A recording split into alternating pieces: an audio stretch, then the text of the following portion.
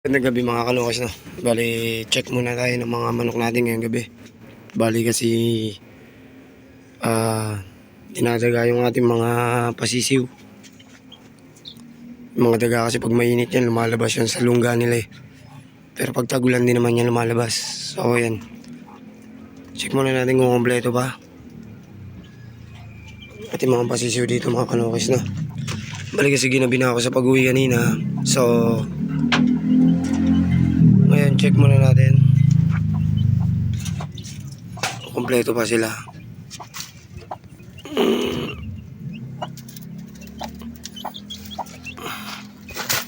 Check ko lang natin.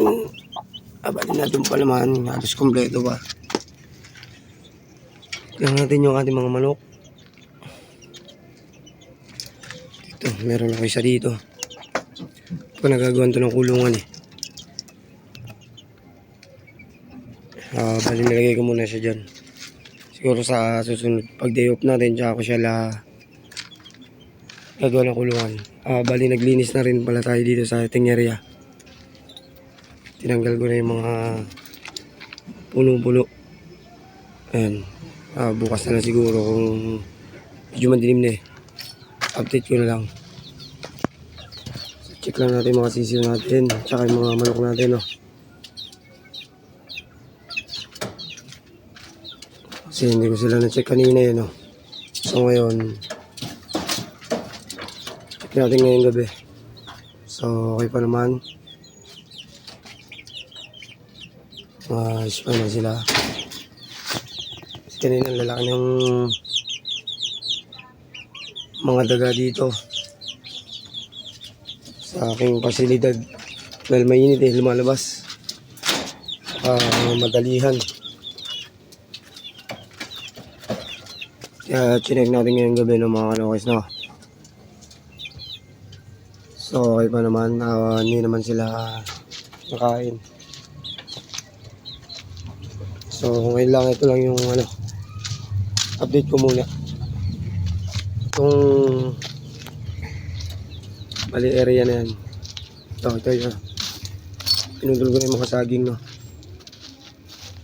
Papalinis na yan para sa ranching area. Maglalagay ako dyan ng mga tipi. So, magdadagdag ako dito ng 4 na kulungan hanggang dito. Itong puno na ito puputulin ng mga kalokis. Bali isang kwadrado yan no.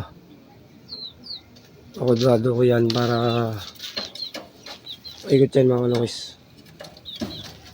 Yung mga natin dito, mga manok na minalalaki dito. So wag malaki na sila, tsaka ako sila itatali. Hindi pa ako naglagay ng mga taliya kasi mawala man tayo dyan.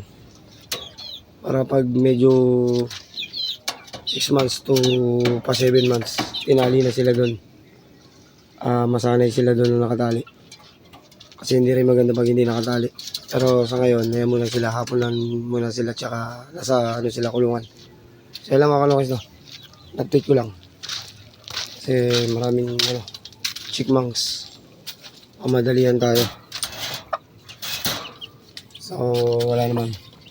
So lang. Kita tayo sa update.